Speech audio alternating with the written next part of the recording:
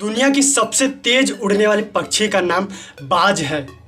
आप लोग सोचते होंगे उसकी स्पीड 20 या 50 या 100 किलोमीटर प्रति घंटा होगी, लेकिन आपको जानकर हैरानी होगी कि उसकी स्पीड 180 किलोमीटर प्रति घंटा की रफ्तार से वह उड़ती है।